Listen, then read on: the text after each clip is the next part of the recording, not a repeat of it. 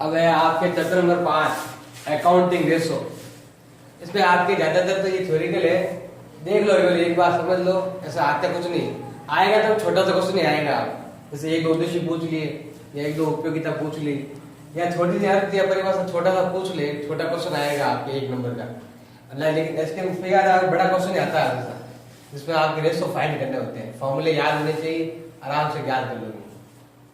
इसमें देखो सबसे पहले इसका अर्थ, लेखांकन अनुपात होता क्या है। लेखांकन अनुपात वित्तीय विवरण विश्लेषण का महत्वपूर्ण साधन है। अनुपात एक गणितीय संख्या है जो बताती है व्यापार। ये क्या गणितीय संख्या है जो दो संख्याओं के परिणाम के संबंध को बताता है। यानी कि आपकी गणितीय संख्या है आपकी ऐसी संख्या जो क्या बताती है, यानी कि दो कोई भी मदे व्यापार की उनके बीच में बताती है, गणितीय संबंध बताती है। तो ये बताती है आपके गणितीय संबंध बताती है या आंकड़ा संबंधी दो संख्याओं के मध्य। वो किसके मध्य? आपके दो संख्याओं के मध्य। अब संख्या है कौन सी? जो भी वित्तीय, जैसे मान लो कि आपने सीए ले लिया, करंट एसेट्स करंट लायबिलिटी ले ली, इन दोनों के बीच संबंध बताती है कि कितना गुना बढ़ा है, कितना गुना कम है। ये 3 तरह होते हैं।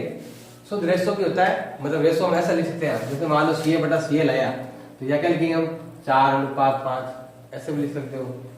दर के अनुपात में होता है, गुने के बराबर। जैसे कहते हैं दर के बराबर लिख दो इतने गुने, 10 गुना 20 गुना 30 गुना, जैसे आता है आपके स्टॉक करना हो रेशो STR। जैसे फॉर्मूला क्या होता है, cost of good sold upon क्या हो जाएगा आपके एवरेज स्टॉक। तो ये क्या होता है, आपने जैसे ये बताया था, अर्थ क्या है कि किन्हीं दो वित्तीय आंकड़े जो भी है, चाहे कॉस्ट ऑफ गुड सोल्ड और सेल्स के बीच में या कॉस्ट ऑफ गुड सोल्ड और एवरेज स्टॉक के बीच में क्या बताता है, संबंध बताता है, गणितीय संबंध बताता है, कितने गुने हैं कितने। अब ये तिगुने दोगुने में बताता है, रेशो में भी बताता है, परसेंटेज में बताता है। तो परसेंटेज क्या बताएगा, तो परसेंटेज में आएगा आपके जीपी रेशो।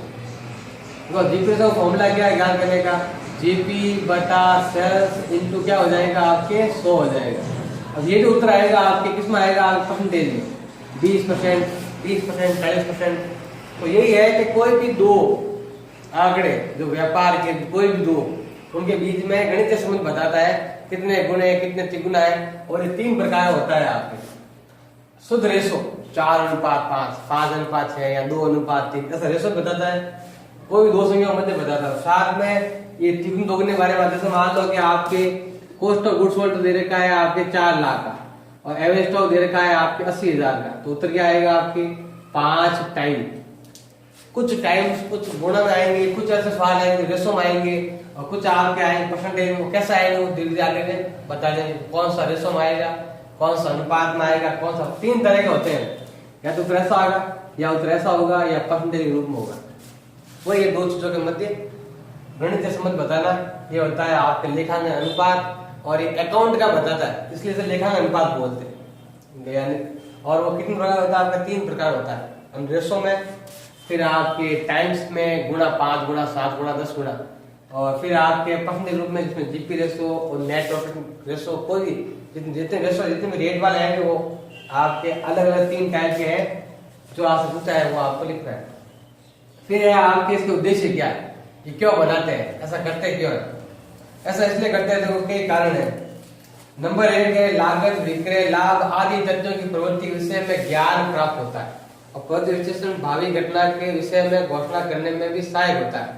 विश्लेषण करते हैं तो लागत विक्रय लाभ में प्रकृति के विषय में ज्ञान होता है। कैसी प्रकृति, मतलब लाभ की, देखो नंबर 1 तो हो जाएगा आपके लाभ की, विक्रय की, और जो भी है क्रय की। क्या बताता है, ये प्रकृति बताता है।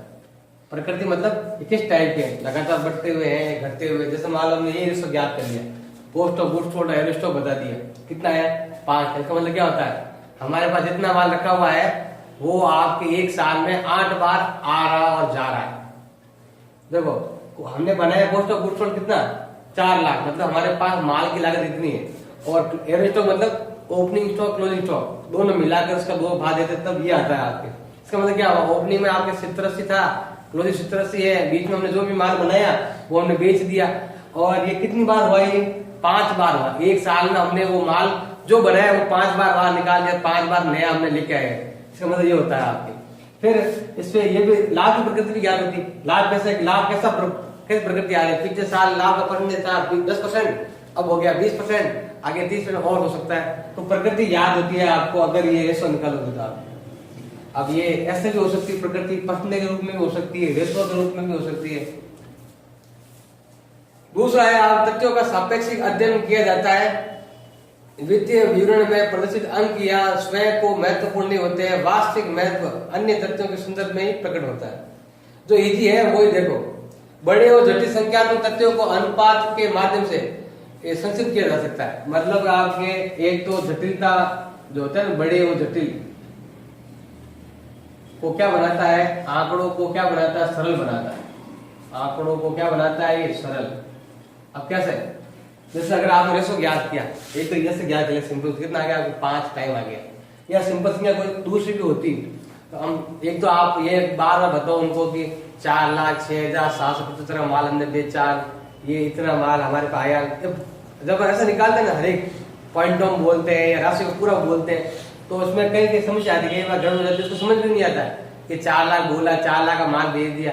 अब 4 लाख का माल तो भेज दिया, लेकिन कैसे क्या बेचा? अगर ये सीधा सीधा ये बोल दे कि मैंने एक साल में जो भी मैंने माल बनाया 5 बार माल मैंने पूरा पूरा बनाया, जो बेच दिया और वापस मैंने नया भी ले लिया, तो एक बार में अगला समझ जाए। तो जो भी जो बड़ी संख्या है उसको सरलता रूप में प्रकट करता है, सरल रूप में प्रकट करता है। यही अब यही है, आपने कितना लाभ कमाया, अब ये कहते हैं कि मैंने कमाया लाभ कमाया 1 लाख का, दूसरा कहते हैं मैंने कमाया 20,000 का। अब खुश तो हो जाओगे राशि देखकर कि इसने 1 लाख कमाया, जबकि इसने 1 करोड़ लगाकर 1 लाख कमाया, और इसने 10,000 लगाकर 20,000 कमाया, डबल कमा लिया। अब ऐसा देखोगे, अब सीधा कहे पर्सन ने कितना कमाया, वो कहेगा मैंने कमाया 1%, उसने वो कहेगा उसको कहेगा मैंने कहेगा क्या क्या कमाया, उसने कमाया सीधे यहाँ पे 200% लाभ कमाया। परसेंटेज का वो फर्क होता है। परसेंटेज आपसे सही स्थिति मालूम होती है और आंकड़े सही होते हैं। अब आप 20,000 और 1 करोड़ का करेंगे, 1 लाख का तो तुलना करेंगे, वो ज्यादा कमा रहा है, लेकिन ज्यादा माल भी बेच रहा है, और हम कम माल बेच ज्यादा कमा रहे हैं, हमारी स्थिति व्यापार की अच्छी है।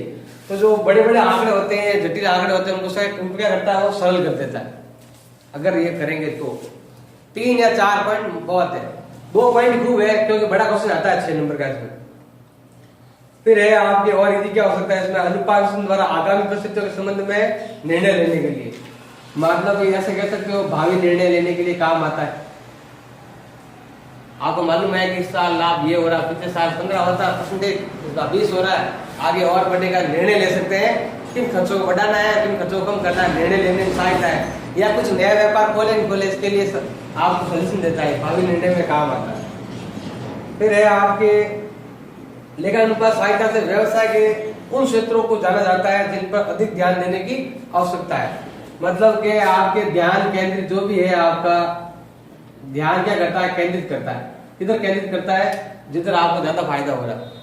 जैसे मान लो आपका हर एक अनुपात निकाल रखा, हर चीज का अनुपात, हर चीज का रेशो, हर चीज का परसेंटेज निकाल रखा है, तो जहाँ ज्यादा खर्चा हो रहा है उस पर ध्यान देंगे, कम करने की कोशिश करेंगे। जहाँ ज्यादा लाभ हो रहा है वहाँ ज्यादा पैसा लगाएंगे या ज्यादा कुछ और करेंगे उसके बारे में, ताकि लाभ और बढ़ा सके। तो वो क्या करता है, आप जो भी आपकी कमजोरियां हैं या जो आपकी अच्छी चीजें हैं उन पर क्या करता है, ध्यान केंद्रित करता है आपका। और तो 4 पॉइंट खूब है खरीद के, और जो इजी है वही तैयार करना है। अब है इसके लाभ, महत्व और उपयोगिता, एडवांटेज क्या है इसके। गणना में सरल और शीघ्र बोधगम्य होने के कारण अनुपातों का विश्लेषण में उपयोग बढ़ता जा रहा है। अब इसका उपयोग देखो इतने सारे दे रखे हैं, इसमें आपको मेन जो अच्छे हैं 4 पॉइंट लिखने हैं आपको। नंबर 1 है लेखांकन समंकों का सरलीकरण। नंबर 1 है सरलीकरण, कोई आंकड़ों को सरल बनाता है, जो इसमें भी है वो इसमें भी आगे, बड़े और जटिल आंकड़े को जो सरल बनता है। उपयोगिता, उद्देश्य, महत्व, लाभ सब एक ही है, उसी को घुमा फिरा कर चेंज कर देते हैं। तो आपको भी ऐसे याद करना है ताकि इसमें भी याद हो जाए और इसमें भी याद हो जाए। तो ये जटिल आंकड़ों को क्या कर देता है, सरल कर देता है। नंबर हो जाएगा प्रवृत्ति स्पष्ट करना। प्रवृत्ति कैसी है आपकी, मतलब कि भूतकालीन लेखों का विवरण, लागत, मतलब आपको ट्रेंड मालूम चल जाता है, आपको प्रवृत्ति मालूम चल जाती है। जैसे ये रहा प्रकृति, वैसे प्रवृत्ति मतलब हमारा व्यापार कैसा चल रहा है, लगातार घाटे में चल रहा है कि फायदे में चल रहा है या बढ़ते घटता है, ये प्रवृत्ति आपको बता देगा, प्रकृति बता देगा व्यापार की। फिर है आपके कार्य कुशलता की तुलना करता है, अंतःपरम तुलना है, प्रबंध को सहायता मिलती है, मैनेजमेंट कर सकता है, मैनेजमेंट को सहायता मिलती है, मतलब प्रबंध को सहायता, जो भी मैनेजमेंट है उसको सही आंकड़े मिलेंगे तो अच्छा मैनेजमेंट करेगा और व्यापार को और अधिक लाभ की तरफ ले जाएगा।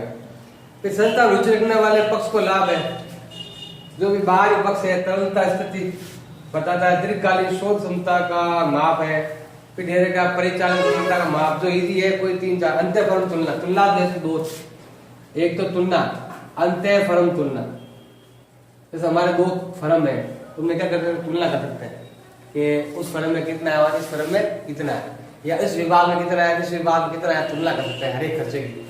वो खर्चा जो उनके वहां हो रहा है वो खर्चा जो हमारे और हो रहा है, इसमें क्या करते तुलना कर देते हैं कि हाँ उनके लाभ ज्यादा क्यों हो रहा है, हमारे लाभ कम क्यों हो रहा है, तो तुलना करने में भी सहायता आता है। केवल तुलना कर लो तो भी चलेगा, या लास्ट डेट से तुलना कर लो तो भी चलेगा, हमारे एक और फर्म है उससे भी तुलना कर लो तो भी चलेगा।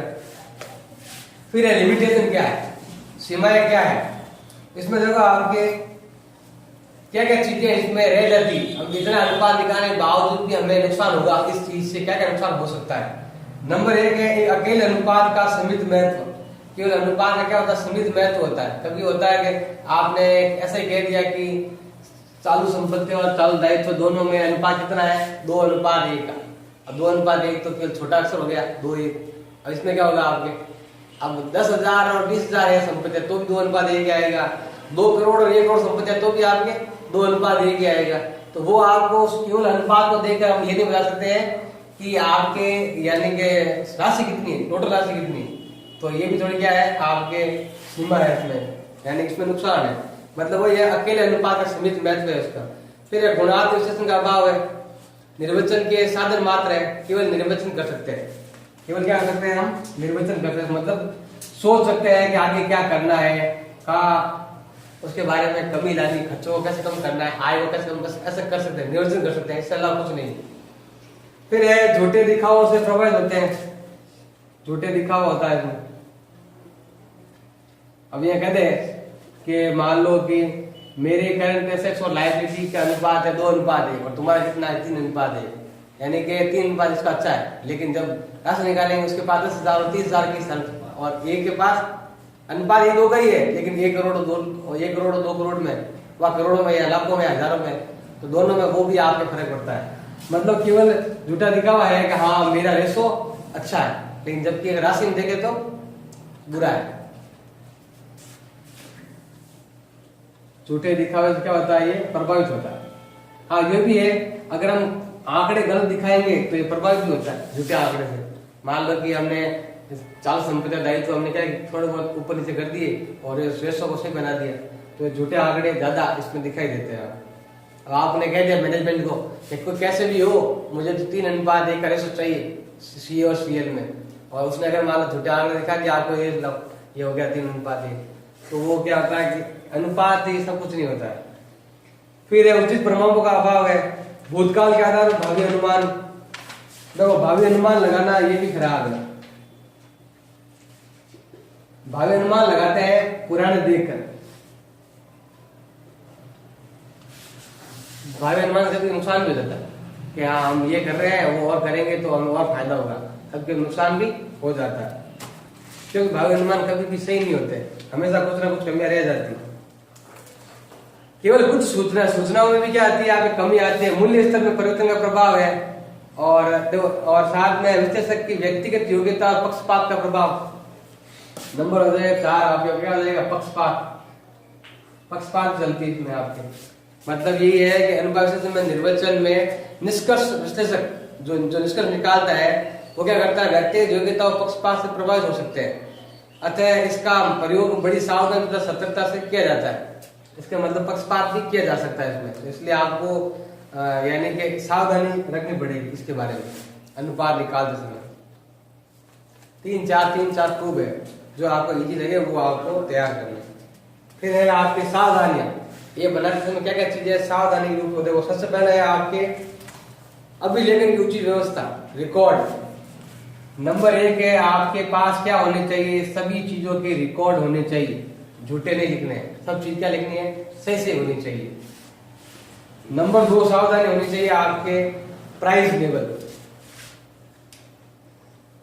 ये पीस लेवल है प्राइस लेवल, आपको हर एक चीज का प्राइस लेवल मालूम होना चाहिए, कौन सी चीज का कितना प्राइस है वो आपको मालूम होना चाहिए, उसके आधार भी होना चाहिए। फिर ऐसे संकलन लागत और लाभ, आपको लागत और लाभ का भी क्या होना चाहिए, ज्ञान होना चाहिए, वो भी एक्यूरेट, ये हमारे पास ये होने चाहिए अनुपातों प्रयोग के लिए। प्रस्तुतिकरण है, परिवर्तन है, परमाणु अनुपातों का निर्धारण है, मूल्य स्तर हो गया, प्रयोगकर्ता में देखा हूं कि समंकों को समझने की योग्यता, एक ये मेन समंकों को समझने की योग्यता होनी चाहिए।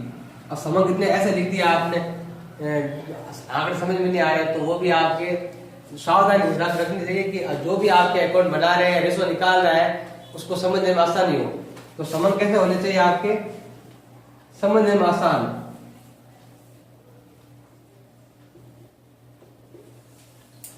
ये थ्योरिकल है, एक दो पॉइंट, अगर 4 पॉइंट आपने याद कर लिए तो भी ठीक है, नहीं कर लिए तो ठीक है। 1 नंबर का है, 2 नंबर का आता है। और बड़ा क्वेश्चन आएगा वो रेशो में, वो बताएंगे आप।